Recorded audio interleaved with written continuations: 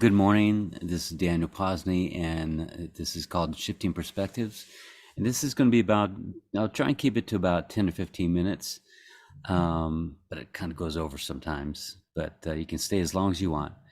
This is about seeing and, recognizing signs and feeling signs.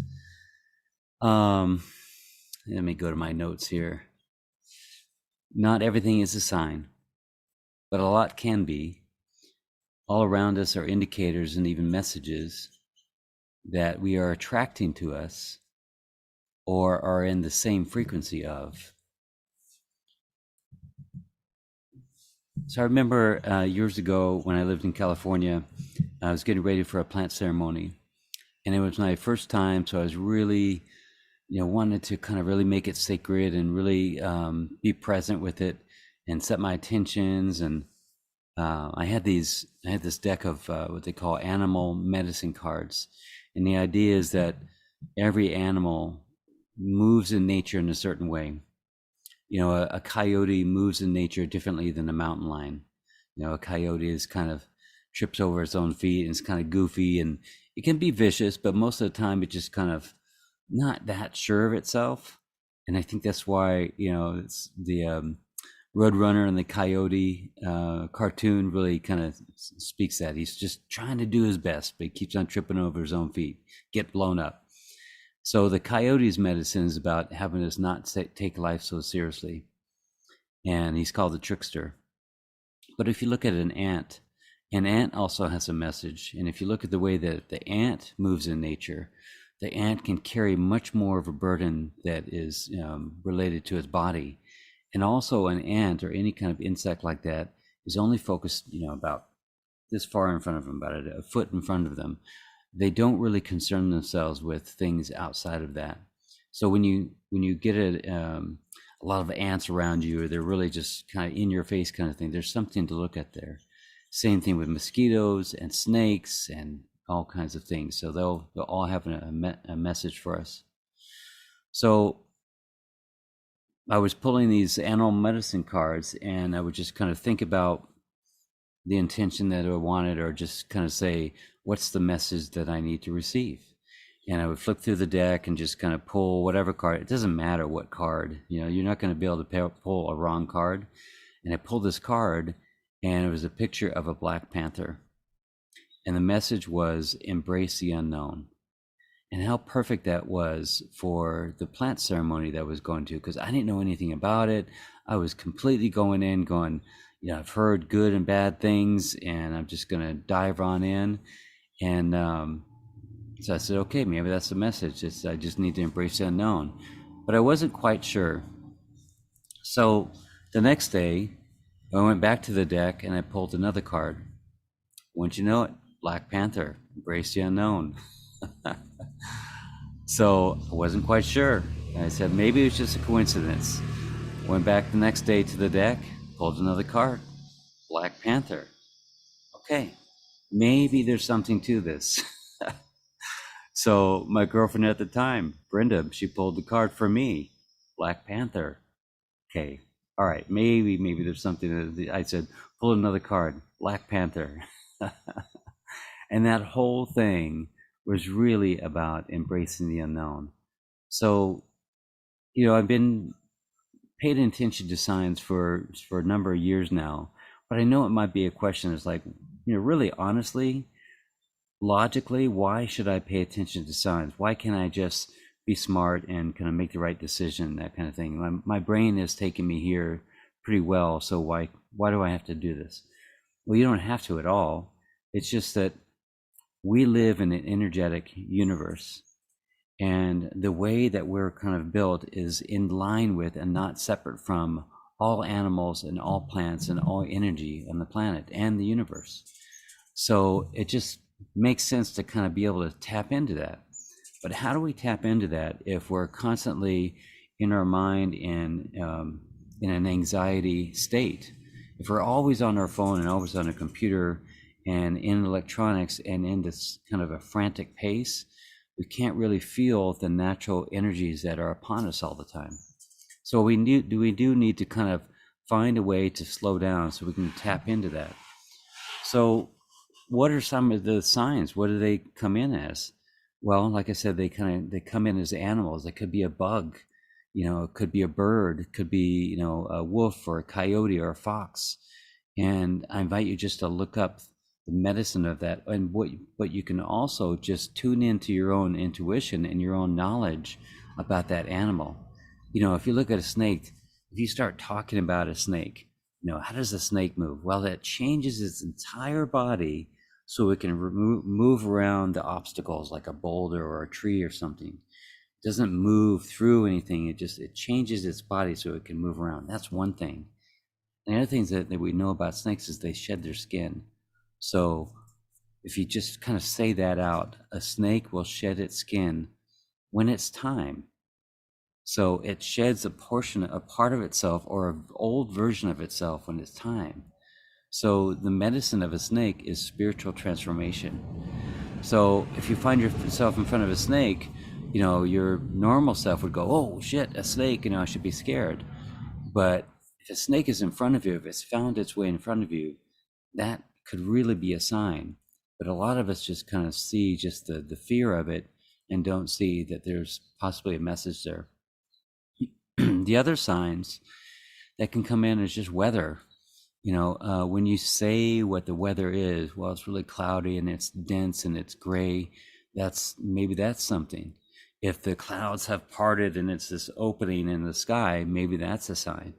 So again, not everything is a sign, but if it applies to you, there's something to look at there. What are some of the other signs that I came up with? Ease and grace, and the feeling of support is a sign. I remember when I first came to Sedona, I got myself a technical job. I was really qualified in all these areas, and I found the perfect job that needed all those qualifications. That was a sign. I mean, I searched Craigslist, and there's this job with every single thing that I had, and they were asking for a lot. And then I thought, well, I'm going to ask for this much money per hour. And that's exactly what they offered me. So that's a pretty good sign that for at least for that time, that was the right job for me. But, signs and seeing these things, they're not necessarily going to point you in the direction of ease and grace. They're not necessarily going to point you in the most perfect life experience. They may point you into a place that you need to be for some work, for some inner work. And for me, that job was, I don't know, I think it was about a year and a half, seemed like it was a perfect job. And then it started getting just a little crappier and crappier, just not as fun as it once was. And they were putting more demands on me. And then finally they had a demand on me that was just way too much. And right at that time, my friend Anahata, who's a shaman in town, was really supporting me and really actually offering me her overflow of clients. And that was a sign. So ease and grace can be a real sign. Pain and suffering can be a sign. And we like to, let's move away from pain and suffering, move towards ease and grace. And sometimes in our relationship, we get signs where it's painful and it's suffering and we don't do anything about it. We don't see that sign. We just think that, well, maybe this is the way it's supposed to be. But we're getting those signs all the time. And how it should be, this is what I've been learning, is how life should be. It should be ease and grace. It should be what we would call synchronistic. It should be in this natural flow where things just go and all of our needs are naturally met. Not necessarily money to buy the things, but the things, or even the feeling that the thing will give us. So let me explain this. What we're looking for is the feeling of that thing, that relationship, that job, that car, that apartment, whatever the thing is. So if we're really in the flow, we'll get the feeling that that thing will give us. We might get the thing, we might get the relationship, but if we're in the flow, we'll have the feeling of that thing. So when we look for the signs, sometimes it's not necessarily the money to give us the thing that will give us the feeling. We're looking for the sign that will give us that feeling. So stay in the feeling of things and you'll be right in the zone of manifesting what you want. The other thing that can be a sign is friction. So it's right in the category of pain and suffering. But if there's a friction, like you're hitting against something and it just seems like trying to put this party together, and it's just painful. Like everyone that you try and talk to, the vendors and things like that, it's just this painful thing. It's possible. Oop, that's my alarm. It's possible that that may not be the perfect thing for you to do. It's possible that that's a sign that something at the end of it is not going to be in your best interest. But you could push through, and there could be a lesson at the end of it. Either way, coincidence is another sign.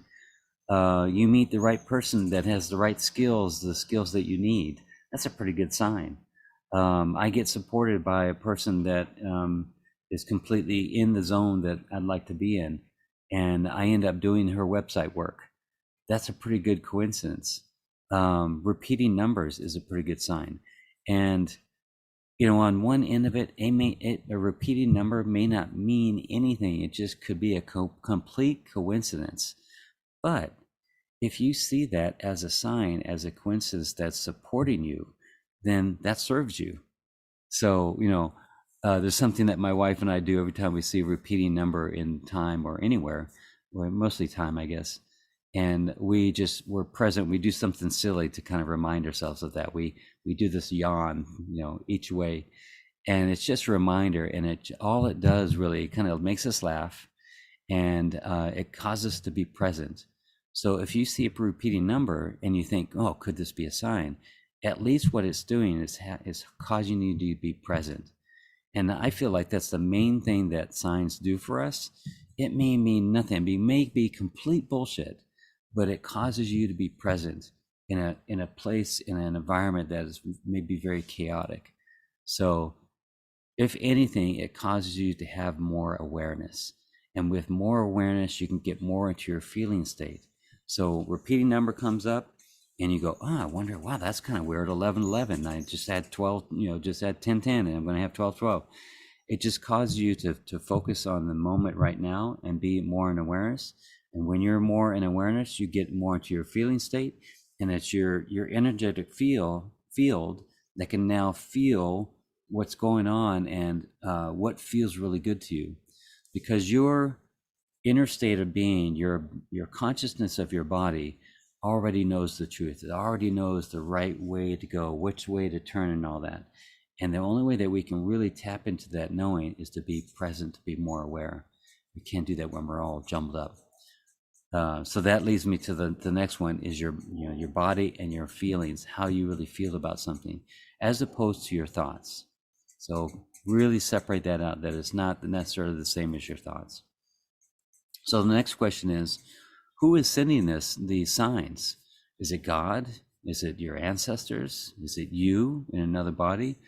Well, I try not to worry too much about where it's coming from.